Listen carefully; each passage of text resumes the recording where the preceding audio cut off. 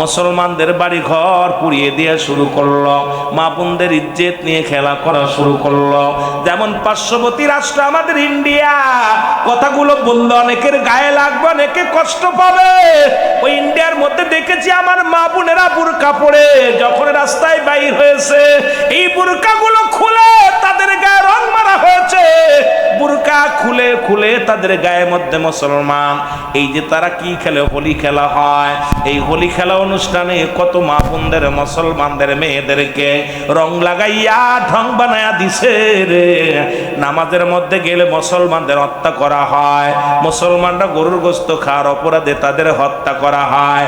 আইরে মুসলমান শোনো, এই চট্টগ্রামে অনেক খ্রিস্টান আছে, অনেক হিন্দু আছে, আমরা তো তাদের কষ্ট দিই না, তাদেরকে আমরা যন্ত্রণা দিই না, কারণ আমরা মিলেমিশে থাকি। কিন্তু হিংসুটে ইন্ডিয়ার ভারতের মুসলমানদের উপরে অমুসলিমেরা এই তারা কতই নাঘাত করে, মুসলমানদের নির্যাতন করে, মুসলমানরা মার খায় আর কামদের। যুবকেরা শুনে নাও, কথাগুলো বলতে গেলে কষ্ট হয় রে বাবা। আজকে যে কথা বলতেছিলাম, তেলের কান্ডা লাগা শোনো। এইবার কি করলেন যুবক, তেলের কান্ডা লাগা শোনো গো। রহমতের নবী কান্দে আর চোখের পানি ছেড়ে ছেড়ে কান্দে আর বলে, আমার আল্লাহ, ও আমার আল্লাহ, আল্লাহর সইতে পারি না, মুসলমানদের নির্যাতন আর সহ্য করতে পারি না। মুসলমানদের আঘাত করে, মুসলমানেরা মার খায়, মুসলমানেরা নির্যাতিত হয়। আমার রব্বুল আলামিনের হাবিব, আমার আপনার হাবিব কান্দে, চোখের পানি ছেড়ে কান্দে। আল্লাহ কয়, জিবরিল আর দেরি করো না, আমার নবীর যা বলো গো, আমার রাসূলকে যা বলো, আমার নবী যেন আর বসে না থাকে রে, যুদ্ধের ডাক দেয়, আমার রাসূল যেন আর দেরি করে না, মুসলমানদের নিয়ে যেন শেষ সংগ্রামে ঝাঁপিয়ে পড়ে। আমার রাসূলের কাছে জিবরিল আমিন এসে সালাম দেয়, আসসালামু আলাইকুম ইয়া রাসূলুল্লাহ, আসসালামু আলাইকুম ইয়া হাবিবাল্লাহ। নবী গো, মায়ার নবী, ও আল্লাহর নবী, আল্লাহ পাক আমারে পাঠিয়ে দিয়েছে আপনাকে বলার জন্য। আপনি আর বসে থাকবেন না, আর বসে থাকার সময় নাই। ওই মুসলমান কাফেরদের বিরুদ্ধে আপনি জিহাদ ঘোষণা করেন, আর দেরি করবেন না, জিহাদ ঘোষণা করেন। আল্লাহর নবী ডাকতে বলে, আমি কেমনে জিহাদ ঘোষণা করব? আমার কাছে মুসলমানদের মতো মুসলমান শোনো, 4টা হলো তরবারি, 4টা হলো অস্ত্র, 6টা হলো ঘোড়া বা 10টা ঘোড়া। এইটা নিয়ে কেমনে আমি বাতিলের বিরুদ্ধে জিহাদ ঘোষণা করব?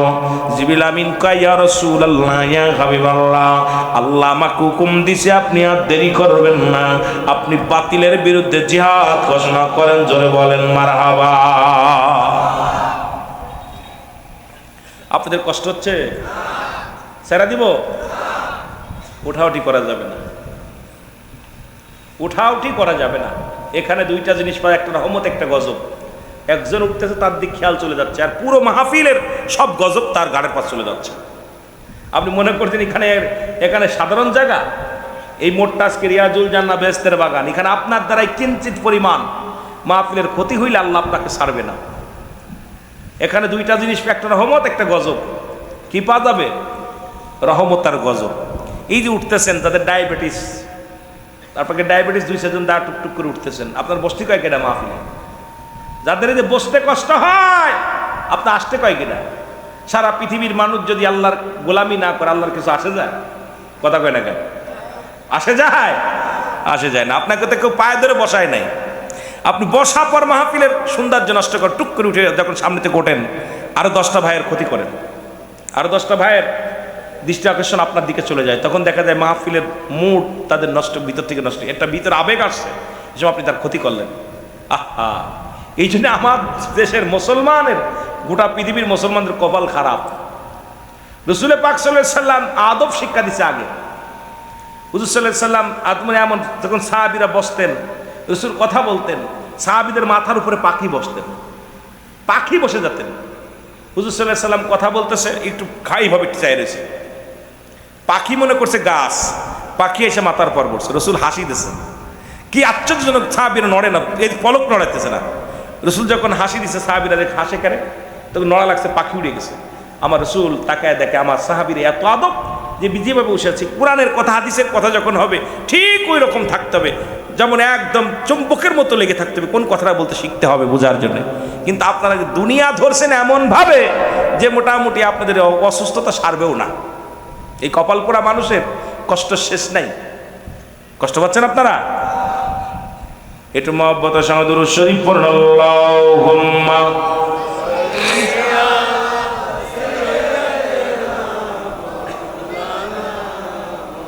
ওয়ালা আলি সাইয়্যিদিনা।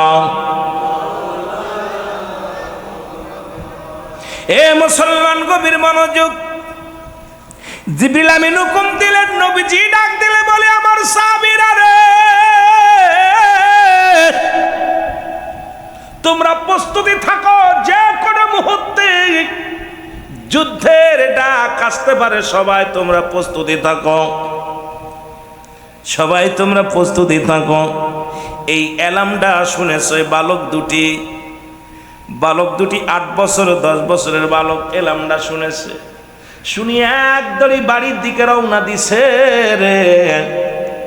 বাড়ি যাইয়া দেখে মা জননী কান্দে, মাকে ডাকতে বলে মা মা, মা জোরে জোরে ফুপায় ফুপায় কান্দে। মায়ের কান্না দেখে বালক দুটি বলে মা গো, তুমি কেন কান্দো গো মা? মা বলে বাবা রে, রাসূলুল্লাহ যুদ্ধের ডাক দিছে। কিসের ডাক? জোরে বলা যাবে না। কিসের ডাক? জিহাদের ডাক দিছে, যুদ্ধের ডাক দিছে। আমি কাঁদতেছি। রাসূল বলছে বালকেরা যেতে পারবে না। রাসূল বলছে কোনো মহিলার এলাও হবে না, একমাত্র তরতাজা যুবকগুলো যুদ্ধের ময়দানে যাবে। আমি এই জন্যে কাঁদছি বাবা গো, আজকে যদি তোমার বাবা বেঁচে থাকতো, তোমার বাবা মদিনাওয়ালা কামলিওয়ালা নবীর পক্ষে লড়তে যাইতো, লড়তে যাইয়া শাহাদতের পেয়ালা পান করত, আমি আল্লাহর দরবারে যা বলতাম রব্বুল আলামিন,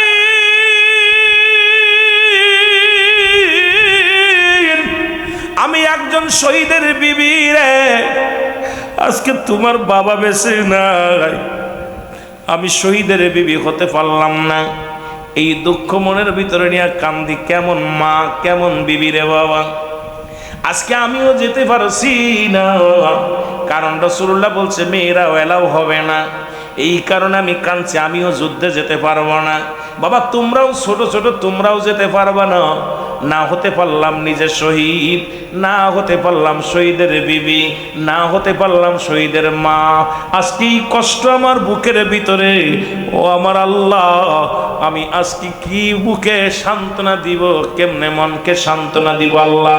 আজকে তোমাদের বাবা যদি বেঁচে থাকতো রে, মদিনার নবী রাহমাতুল আলামিনের পক্ষে লড়তে যাইতো, ময়দানে যাইয়া বাতিলকে হত্যা করিয়া জীবনটা কুরবানি করে দিত।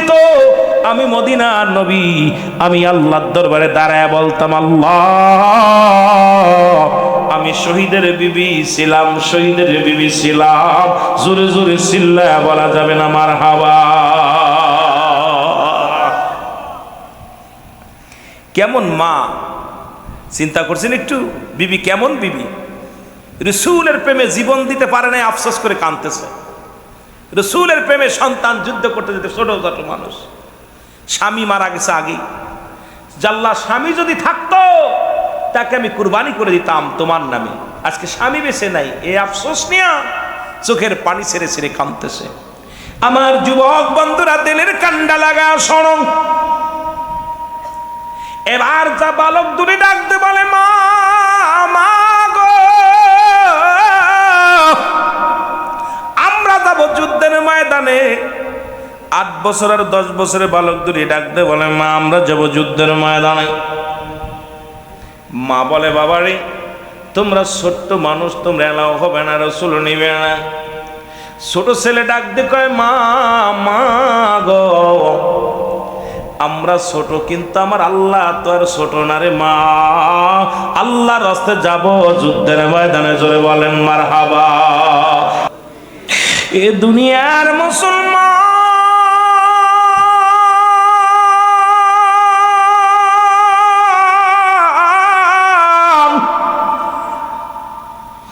বালক দুটি ডাকতে বলে, জনম দক্ষিণী মা, মা গো, আমরা ছোট, আমার আল্লাহ তো ছোট না রে মা, বিদায় দাও, মদিনা কামলিওয়ালার পক্ষে লড়ব, বিদায় দাও, ইসলামের পক্ষে লড়ব।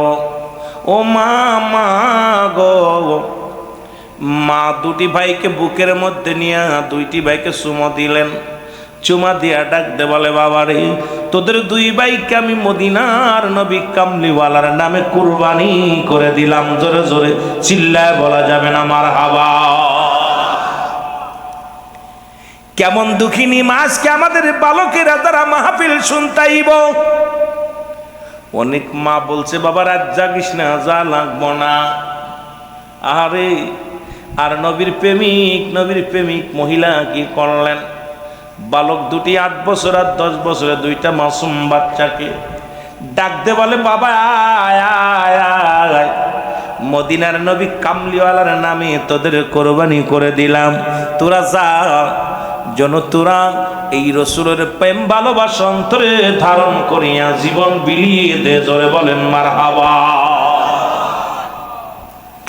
এ যুবক, তেলের কান্ডা লাগা শোনো গো।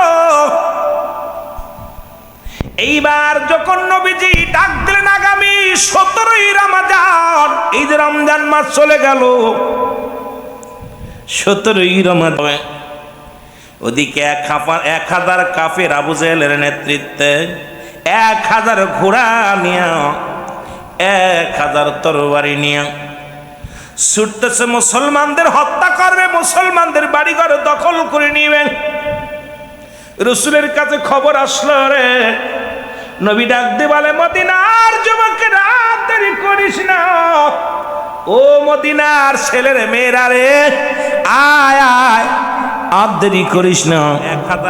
আগামী 17 তারিখে যুদ্ধ হবে, যুদ্ধের নাম হলো বদরের যুদ্ধ। সুবহানাল্লাহ। আর একটু জোরে বলেন। এই যুদ্ধটা হলো মুসলিম মিল্লাতের প্রথম যুদ্ধ, প্রথম যুদ্ধ। আজকে যে যুদ্ধ হয়, এরকম শত শত হাজার হাজার যুদ্ধ হয়েছে। এই যুদ্ধে গাজওয়া বড় যুদ্ধ, যে যুদ্ধের নেতৃত্ব দিছে আমার নবী রাহমাতাল লিল আলামিন। আমার নবীজি নিজেই নেতৃত্ব, নিজেই সেনাপতি। আমার নবীজি ডাক দিলেন, ও সাহাবীরা কোথায় গেছো? যখন ডাক দিলেন, সঙ্গে সঙ্গে মদিনার নারী পুরুষ, আবাল বৃদ্ধ, কানা খোড়া, ল্যাংড়া লোলা সব ময়দানে হাজির হয়ে গেছে। কাতারে কাতারে দাঁড়ায় গেছে রাসূলুল্লাহ। নামাজ শেষ করে মসজিদ থেকে বাইর হইয়া তাকায় দেখে রে, হাজার হাজার মানুষ, কানা খোড়া, ল্যাংড়া লোলা, বোবা সব কাতারে দাঁড়ায় গেছে। নবীজি বলে, সাহাবীরা রে, যেহেতু যুদ্ধের ময়দান, এই ময়দানে কোনো মেয়ে ছেলে যাইতে পারবে না। 1 নম্বরে মেয়ে ছেলে যারা দাঁড়িয়েছো সবাই বাইর হয়ে যাও। 2 নম্বরে কানা খোড়া, ল্যাংড়া লোলা যারা আছো, তোমরা ময়দান ছেড়ে দাও। কারণ যুদ্ধের ময়দানে অস্ত্র চালাইতে হবে, যুদ্ধের ময়দানে দৌড়াইতে হবে, যুদ্ধের ময়দানে মারা লাগবে, মরতে হবে। সুতরাং কানা খোড়া, ল্যাংড়া লোলা জাতি পারবে না। 3 নম্বর, ওই যুদ্ধের ময়দানে কোনো বালক এলাও হবে না। তোমরা যারা বালকেরা, ছোট ছোট মাসুম বাচ্চাগুলো আছো, এই ময়দান থেকে ছেড়ে যাও, তাড়াতাড়ি সরে যাও। এইবার 8 বছর আর 10 বছরের 2টা বালক, 2 ভাই, একা ভাই আর এক ভাইকে ডাকতে বলে, ভাই রে, সর্বনাশ, মা তো দিছে বিদায়, মা তো হুকুম দিছে যুদ্ধে যাওয়ার জন্য, নবী তো এলাও করবে না।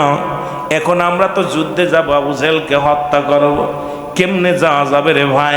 যেহেতু মাপে হওয়া লাগবে, 2 ভাইতে একটাও মাপে হব না। তোর বয়স 8 আমার বয়স 10, এই দুইটার একটাও তো যুদ্ধ করতে যাইতে পারবে না, কেমনে যাওয়া যাবে? বড় ভাই ছোট ভাই দুজন যুক্তি করে, আর আমরা তো প্রতিজ্ঞা করেছি দুশমনের রাসূলকে হত্যা করব। এখন যদি নবী আমাদেরকে না নেয়, কেমনে আমরা যাব, কেমনে তারে হত্যা করব?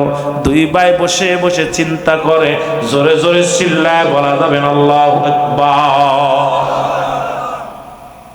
দুই ভাই কয়, ভাই সর্বনাশ, মা ছুটি দিছে কিন্তু রাসূল তো নেবে না, কি বিপদ?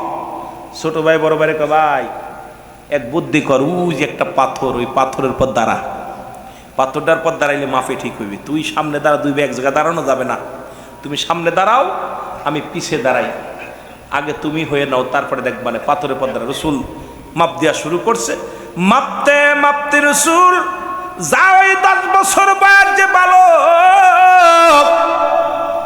এর কাছে যা নবী বলে, বাবা তুমি কেন দাঁড়াইছো? তোমাকে বলছি না বালকের আলাও হবে না। বলো হুজুর আমি যুদ্ধে যাব। সুবহানাল্লাহ। নবী বলে তোমার বয়স কত? হুজুর 10। কত? এই জোরে বলেন কত? 10। নবী কয়, বাবা তুমি 10 বছরের বালক, যুদ্ধে যাওয়া যাবে না, তুমি যাও বাড়ি যাও, বাড়িতে তোমার আব্বার খেদমত করো। কয় হুজুর আব্বা আগেই গেছে গা, মা বেঁচে আছে, মা অনুমতি দিছে। সুবহানাল্লাহ বলেন না? মা তো যুদ্ধের অনুমতি দিছে। কে বাবা তুমি ছোট মানুষ, যাও তোমার বার খেদমত করো। কয় হুজুর না আমি যুদ্ধে যাবো।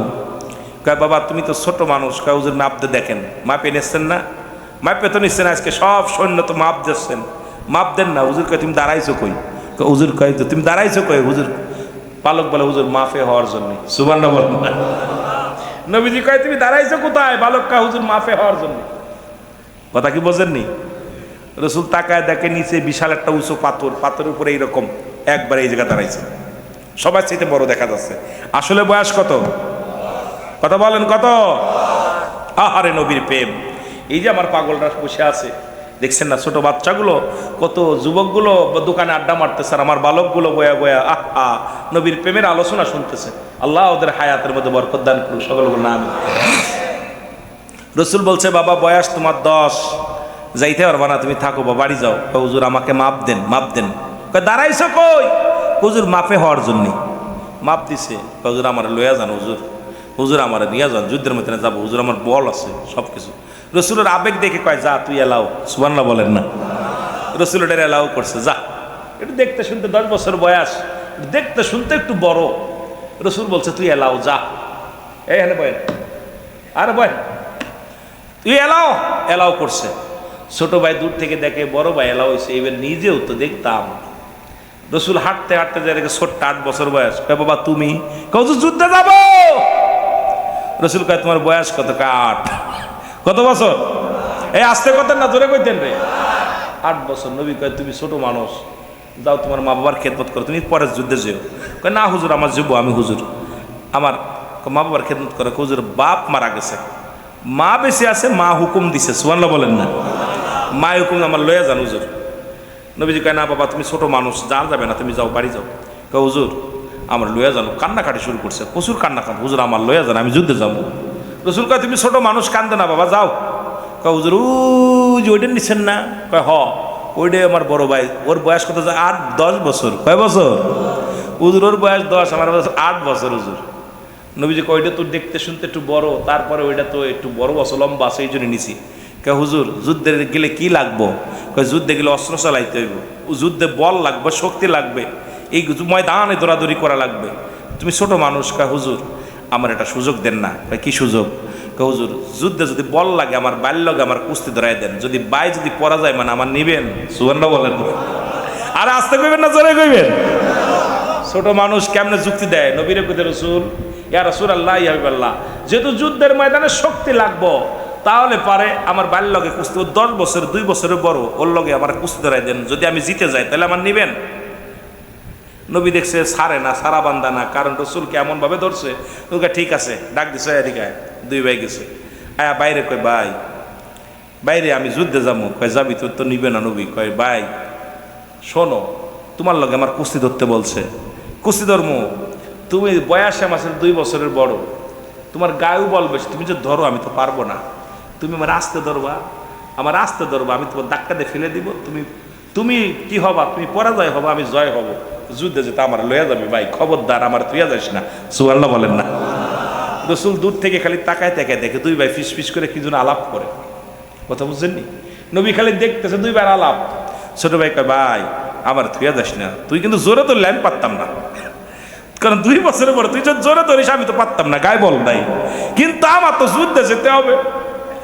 ধরছে। রসুল কয় কি ব্যাপার, কি গল্প করো, ধরো। দুই ভাই, বড় ভাই হাতটা ধরছে, আর ছোট ভাই ধাক্কা দিয়ে ফেলে দিয়া বুকের পর বয়া কয় ইয়া রাসূলুল্লাহ, জোরে বলেন না মারহাবা। নবীজি কয় তুই এলাও, সুবহানাল্লাহ বলেন না, আরো জোরে। দুইটা এলাও হয়েছে, দুইটা নিয়ে রসুল গুইনা দেখে 313 জন। কয়জন? কয়জন? 313 জন সৈন্য, দুটি বালক সাথে।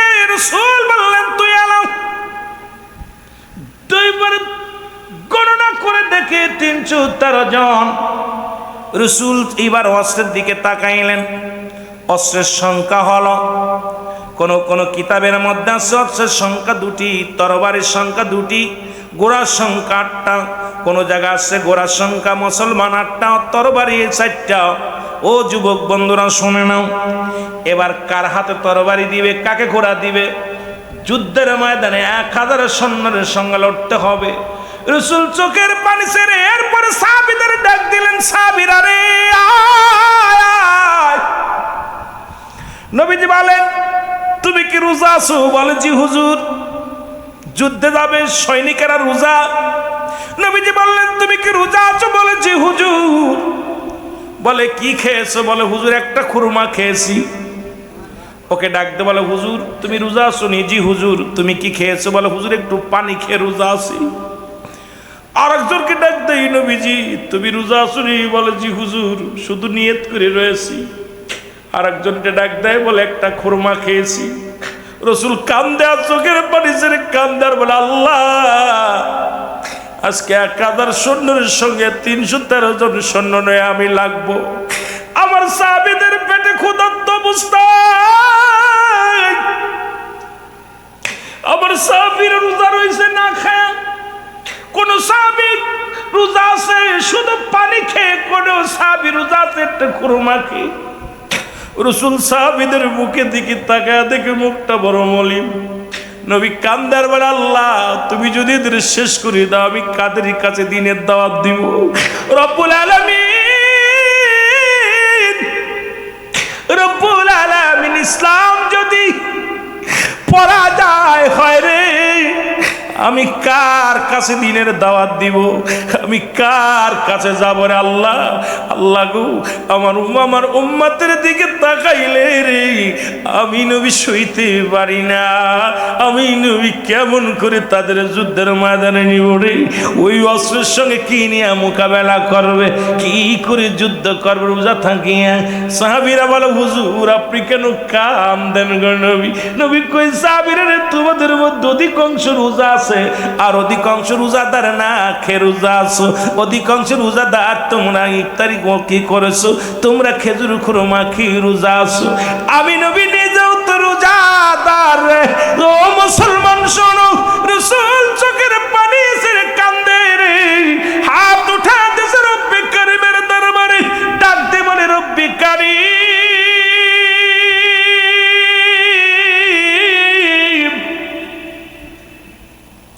তুমি আমার শক্তি দাও। ও আমার আল্লাহ আমাকে শক্তি দাও। এই অসহায় উম্মতীদেরকে আমি কেমনে যুদ্ধের ময়দানে পাঠাই, ওই কাফের সৈন্যদের সঙ্গে কেমনে মোকাবেলা করব রে আল্লাহ? আমার সৈন্য মাত্র 313 জন, 1000 সৈন্য নিয়ে চলে আসছে।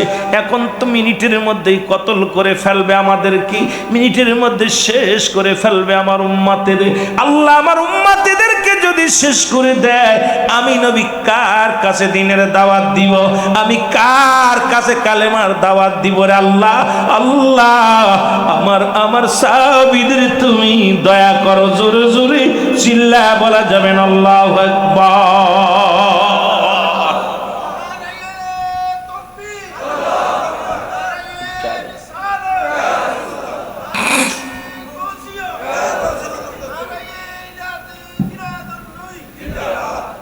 এ ভাইরা আমার বন্ধুরা,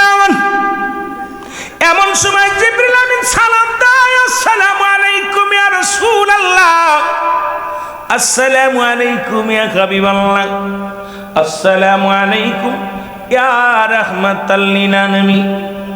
নবী বলে আলাইকুম আসসালাম। জিবরিল আমিন রে, কাফের সৈন্যরা চলে আসে, দেখো দেখা যায় 1000 সৈন্য নিয়ে আবু জেহেলের নেতৃত্বে তুমুল বেগে ছুটে আসে, ময়দানে ছুটে আসে, বদর প্রান্তরে ছুটে আসে।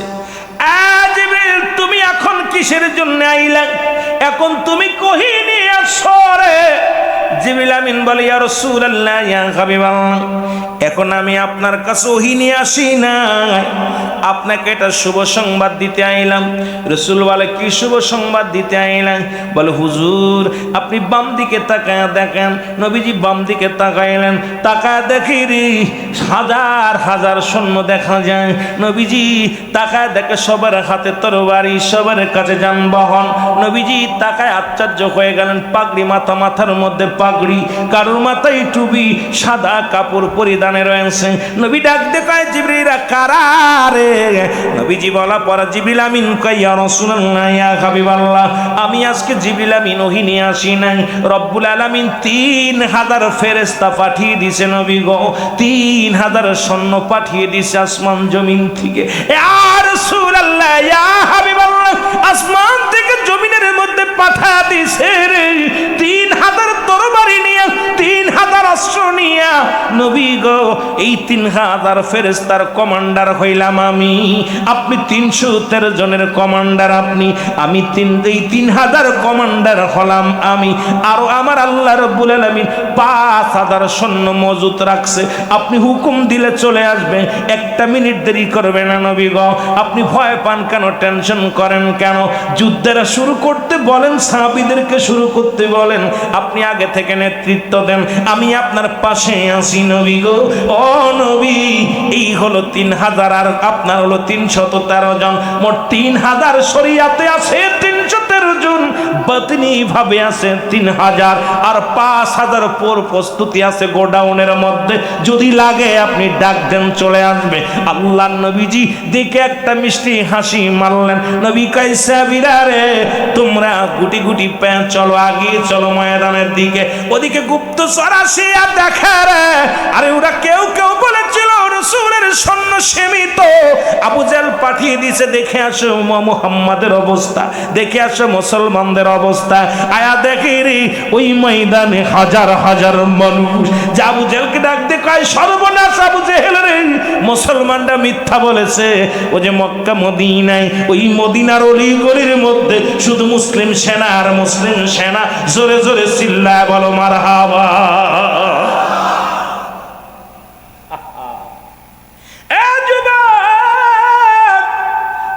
আরো 70-69 জন সাহাবী দুনিয়ার মা ছেড়ে চলে গেছে। আপনি যে আক্রান্ত, নিজের আপনি রক্ত ঝরেছে, আপনি নবী নিজেই আহত হয়েছেন, আপনার চোখে পানি। আমার নবী বলে সাহাবীরা রে, আমি যা দেখি তোমরা তা দেখো না রে সাহাবী, আমি যা বলি তোমরা শোনো। ও আমার সাহাবীরা, আমি যা দেখি তোমরা তো দেখো না। নবী আবার উপরের দিকে তাকাইলেন, তাকায়া দেখে রে 70,000 ফেরেশতা, ফেরেশতাদের ইমামতিতে হযরতে হামজা রাদিয়াল্লাহু তাআলা জানাজার নামাজ হইতেছে। জোরে জোরে চিল্লায়া বলা যাবে না মারহাবা? আর একটু জোরে জোরে চিল্লায়া বলো আল্লাহু আকবার। নবীজি এইবার আরো একটা মিষ্টি হাসি দিছে। হাসি যখন দেখ সাহাবীরা বলে হুজুর হুজুর আপনি এর আগেও হাসলেন, আবার উপর দিকে তাকায় হাসলেন। নবীজি বলে আমি যা দেখি তোমরা তা দেখো না, তোমরা আবার লাশগুলো গোনো। রাসূল বললেন তোমরা লাশগুলো আবার গোনো। গণনা করা হলো, এবার 70 জনের লাশ। রাসূলুল্লাহর কাছে সাহাবীরা বলে হুজুর হানজালার লাশ আমরা পেয়েছি, শুধু একজনের লাশ নয় সবার লাশ আমরা পেয়েছি। নবী হানজালার লাশ কোথায় পাইলাম?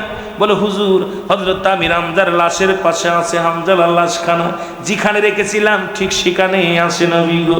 আমার নবীজি এবার সাহাবীদের বললেন তোমরা দ্রুত দাফনের কাজ শুরু করো, দেরি করো না। কাফনের হয়ে গেছে, দাফনের কাজ শুরু করে দাও। এমন সময় জনক এক মহিলা ছুটে আসলেন, রসুলের কদমে আসলেন, এসে সালাম দা, আসসালামু আলাইকুম। ও নবীর সাহাবীরা রে। নবীজি বলো, সাহাবীরা বলো, আলাইকুম আসসালাম। তুমি কে গো? বলে, আমি হইলাম হযরত হানজালার বিবি। ও নবীর সাহাবীরা রে, আমি হানজালার বিবি। আমার নবী কই রে? নবীর কাছে আমার লয়ে যাও, নবীর সঙ্গে কথা বলতে চায়। সাহাবীরা বলে, ও হানজালার বিবি, তুমি কি বলতে চাও বলো, আমরা নবীর কাছে বলে দিব।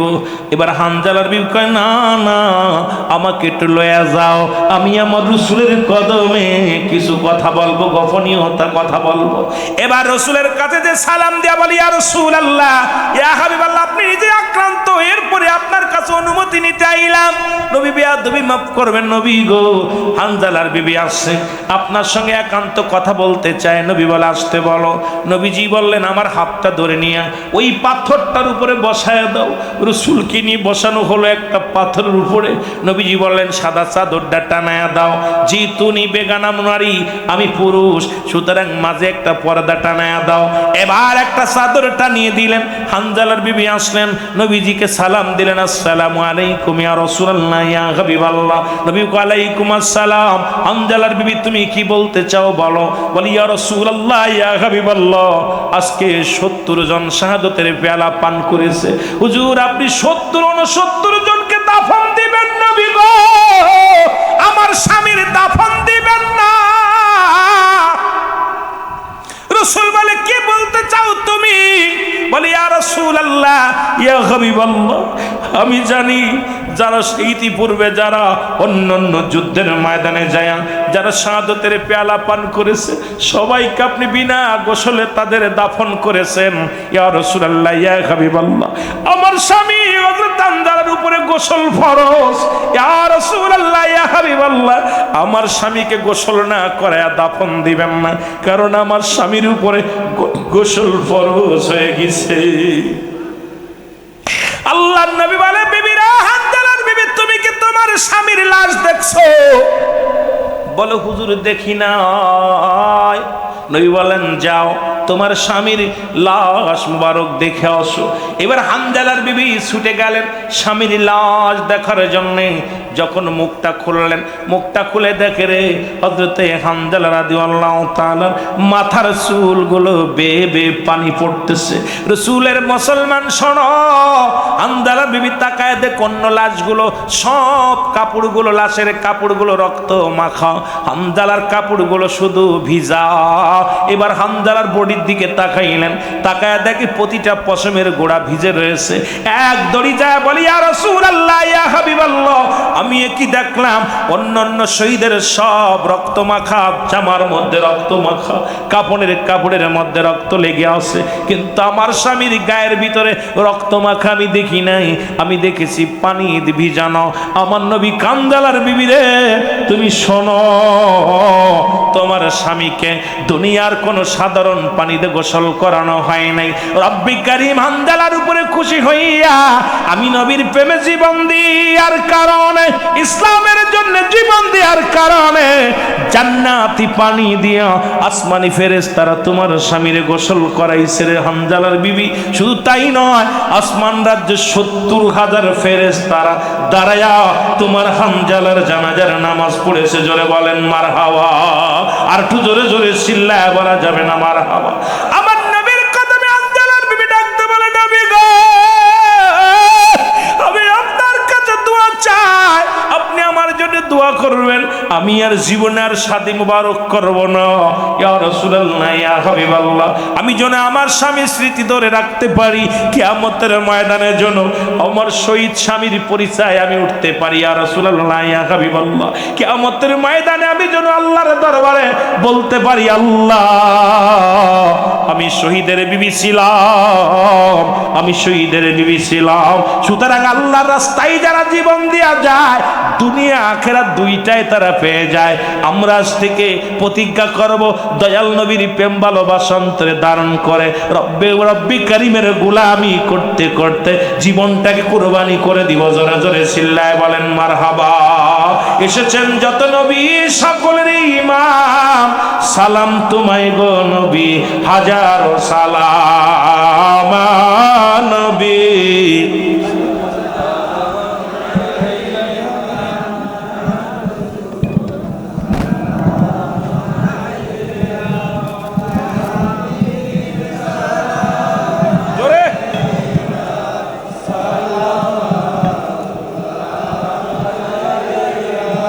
या नबी सलाम अलैका, या रसूल सलाम अलैका, या हबीब सलाम अलैका, सल्लल्लाहु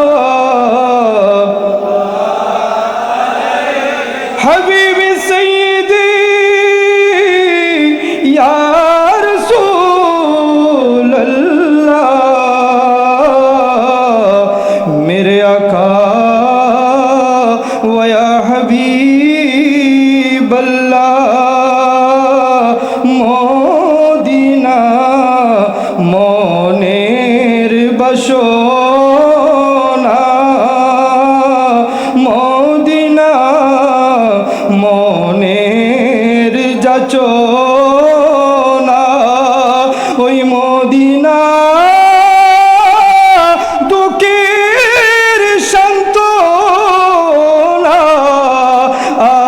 আশিকদের সুখের ঠিকানা, ইয়া নবী সালাম ইয়া रसूल सलाम, या हबीब सलाम अलैका, सल्लल्लाहु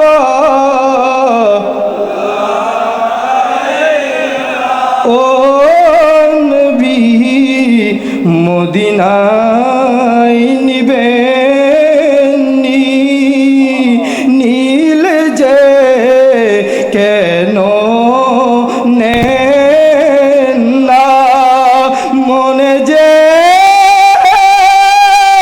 আর মানে না, নিয়ে যান সোনার মদিনা, ইয়া নবী সালাম या रसूल सलाम अलैका, या हबीब सलाम अलैका, सल्लल्लाहु मुस्तफा जाने रहमत पेला को सलाम, मुस्तफा जाने रहमत, शम्ए बज में हिदायत, आले नबी अस्हाब नबी वर शुहदाई किराम, गौसे आज़म